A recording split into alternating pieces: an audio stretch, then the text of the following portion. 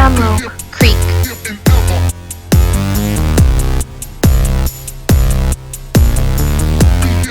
Good morning. It's a little overcast and cloudy today, but it's supposed to burn off here shortly. The forecast says no clouds all day, even right now. So you know how that goes in the Northwest. Never actually spot on, but it's supposed to be warm today.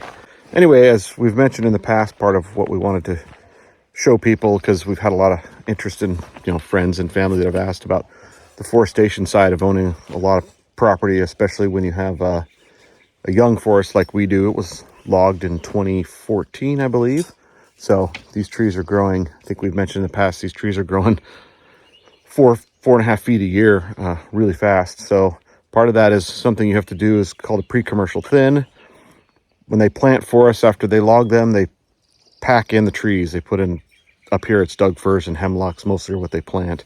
Then the spruces come back naturally, and the alders, which are like weeds, come back naturally.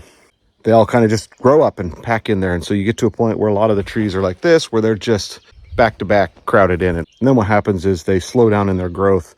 So part of what forestry people do or logging companies do is they do a pre-commercial thin, where they go through the entire forest and they thin out a 12 by 12 spacing by removing trees to allow the trees they want to grow to keep growing and grow as fast as they are already. So we are doing that to this property. Of the whole acreage, we're only PCTing 25 of the acres. The rest of it is already, hardwood, 80-year-old large stuff. So obviously we don't have to touch any of that. Most of that stuff's either on the borders or where we have creeks. Those were never logged or have not been logged for 100 years. So we don't have to worry about those spots. So those won't be affected, in this process. So up here with us is Taurus Reforestation, and they are the ones that are going to run a crew through the property. It takes them a couple days I think they have 10 folks here today, and they run through and start clearing trees out. In this case, because the trees are still small, they will just cut them and drop them where they lay, because they will just, biodegrade or whatever over time and go away. If they were really, really large trees, we'd haul them out and use them. But in this case, they will drop them. Anything we get near the road, we'll pull out and actually probably cut down to firewood, because they are big enough to, use in the wood burning stove. I shot some drone footage yesterday, which I do annually on the property to look at it, but I also wanted to do it before we did the PCT so we could see what it looks like. And then when they're done, I will run it again. And from the air, hopefully we can really see the impact of that change. I think we lose about maybe a little over a third of the trees, it sounded like. We have 45,000 some odd trees, but you lose about a little over a third of them, I think, in this process. So we'll see what that looks like when it's done.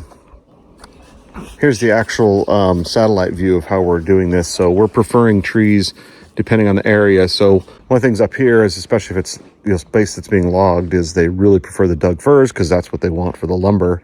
So they'll cut all the hemlocks and alders and spruces and everything else out and try to save as much Doug fir as they can. However, for us, we are not trying to maintain a loggable forest in most areas. We are in some.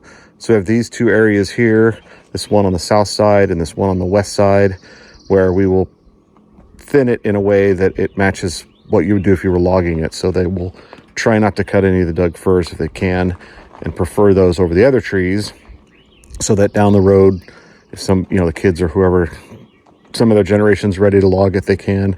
However, the other spaces, the north and the northwest spots, we are actually trying to restore those back to what would be an original forest in this area. So we want to reintroduce the big leaf maples. We want to really reintroduce the cedars. We have a couple cedars, really big ones. They're 80 years old or more, that are on those lines where they didn't log. However, as much as I've been through the forest here, and I haven't been through all of it by far, I've not run into a small one or a natural one. So we really want to reintroduce those. The goal being that 20 years down the road or whatever, the forest has started reseeding itself with what it used to be. You'll see a lot less Doug firs, because they're not even really native. And you'll see a lot more of the spruce, hemlock, big leaf maples, etc.